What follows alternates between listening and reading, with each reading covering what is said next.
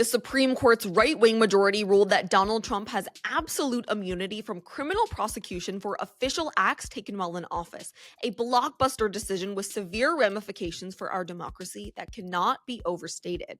Justice Sonia Sotomayor, joined by Justices Kagan and Jackson, wrote a powerful dissent slamming the majority opinion. She wrote, "Today's decision to grant former presidents criminal immunity reshapes the institution of the presidency. It makes a mockery of the principle, foundational to our Constitution and system of government, that no man is above the law." Sotomayor outlines several what she calls nightmare scenarios of what a president can now do, shielded from criminal prosecution. When he uses his official powers in any way, under the majority's reasoning, he will now be insulated from criminal prosecution. Orders the Navy's SEAL Team 6 to assassinate a political rival? Immune. Organizes a military coup to hold on to power? Immune. Takes a bribe in exchange for a pardon? Immune, immune, immune, immune. She continues, "The relationship between the president and the people he serves has shifted irrevocably. In every use of official power, the president is now a king above the law."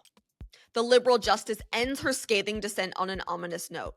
"With fear for our democracy, I dissent." Sotomayor may have been warning us about this decision months ago. Listen to what she had to say back in May while receiving an award at Harvard. "There are days that I've come to my office after an announcement of a case and closed my door and cried.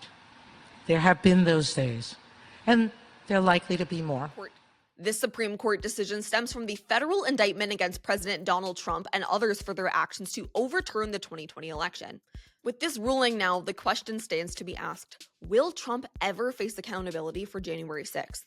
Here's what Mark Joseph Stern, senior writer for Slate who covers the courts, had to say. But just to be clear, anytime he says he does something because he's trying to enforce his executive power, that is basically presumptively an official act that receives robust protection. And so, in my view, the court has really cut the heart out of the indictment against Trump for January 6th. If you read Justice Sotomayor's dissent, she is very, very skeptical that this opinion leaves any real room for liability. I mean, she says basically, don't be fooled.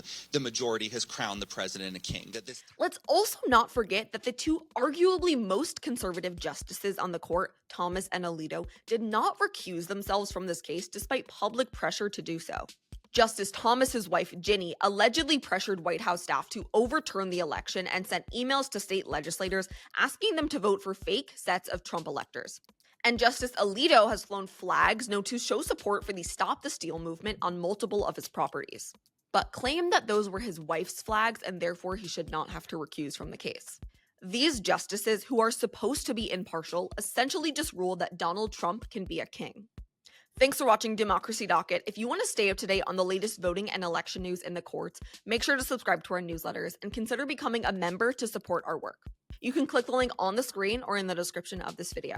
I'm Sophie, and I'll see you next time.